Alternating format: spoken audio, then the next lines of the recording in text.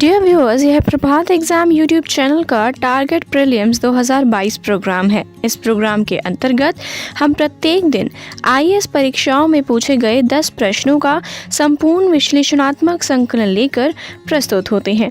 हमें विश्वास है कि टारगेट प्रीलिम्स 2022 का यह प्रोग्राम आपकी तैयारी में महत्वपूर्ण भूमिका निभाएगा तथा आपकी सफलता को सुनिश्चित करेगा। तो चलिए बिना किसी देरी के शुरुआत करते हैं आज की इस वीडियो की, जिसमें दोस्तों आज का हमारा सबसे पहला प्रश्न है, ब्रिटिश द्वारा कुशासन का बहाना बनाकर निम्नलिखित प्रांतों में से किस एक का शासन हटा दिया गया था? ए. अवध, बी. झांसी, सी. नागपुर, डी. सतारा। इसका सही उत्तर है ऑप्शन ए।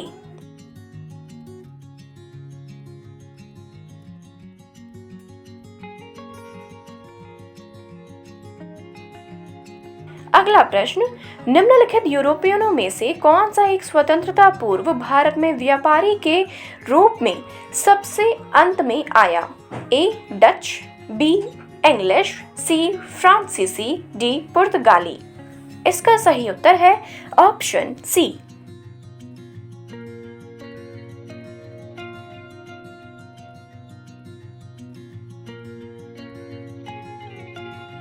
अगला प्रश्न, निम्नलिखित कथनों पर विचार कीजिए।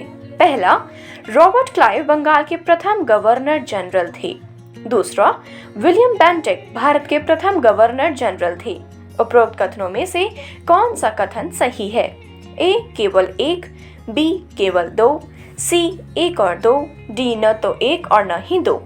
इसका सही उत्तर है ऑप्शन बी।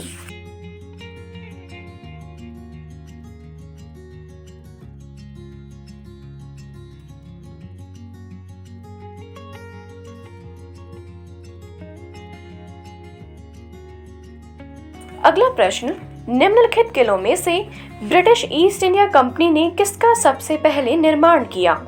ए. Fort William, B. Fort Saint George, सी.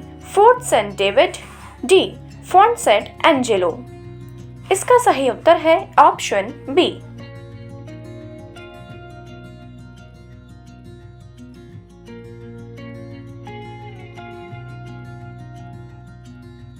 अगला प्रश्न, निम्नलिखित में से किसने भारत के अंग्रेजी उपनिवेश नियंत्रण की आलोचना में अन ब्रिटिश पदावली का उपयोग किया था?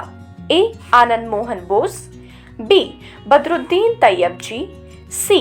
दादा भाई नौरोजी, डी. फिरोज शाह मेहता। इसका सही उत्तर है ऑप्शन सी।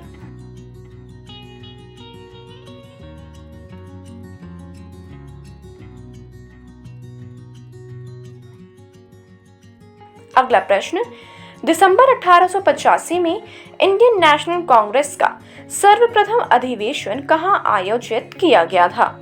ए. अहमदाबाद, बी. बंबई, सी. कलकत्ता, डी. दिल्ली। इसका सही उत्तर है ऑप्शन बी।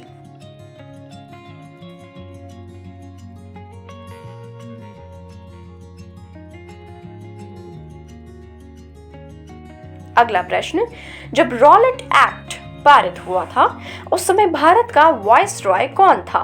ए. Lord Irwin, B. Lord Reading, C. Lord Chelmsford, D. Lord Wavell. इसका सही उत्तर है ऑप्शन सी।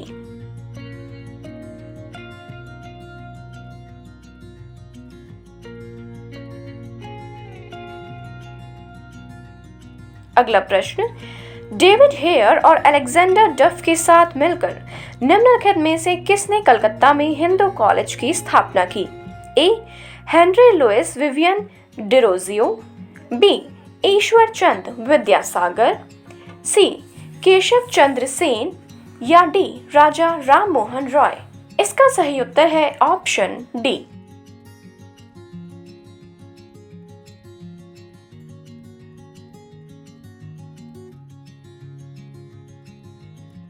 अगला प्रश्न, अहमद शाह अब्दाली के भारत पर आक्रमण और पानीपत की तीसरी लड़ाई का तात्कालिक कारण क्या था? ए. वह मराठों द्वारा लाहौर से अपने वाइसरॉय तैमूर शाह के निष्कासन का बदला लेना चाहता था, बी, उसे जालंधर के कुंठाग्रस्त राज्यपाल आदीन बेग खान ने पंजाब पर आक्रमण करने के लिए आमंत्रित किया। सी, वह मुगल प्रशासन को चहार महल के राजस्व का भुगतान न करने के लिए दंडित करना चाहता था। या डी, वह दिल्ली की सीमाओं तक के पंजाब के सभी उपजाऊ मैदानों को हड़प कर अपने राज्य में विलय करना चाहता था। इसका सही उत्तर है ऑप्शन ए।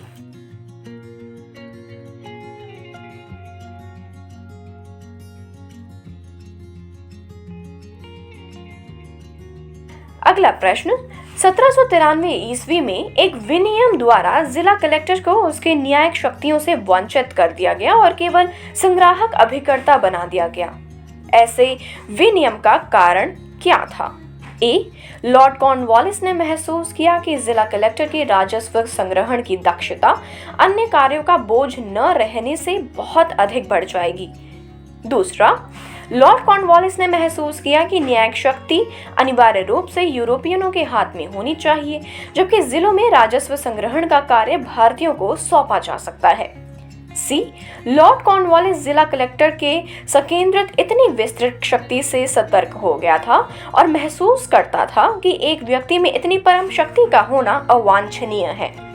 डी, न्यायिक कार्य के लिए भारत का गहरा ज्ञान और कानून में अच्छा प्रशिक्षण होना आवश्यक था और लॉर्ड कॉर्नवालिस महसूस करता था कि जिला कलेक्टर को केवल राजस्व संग्राहक होना चाहिए।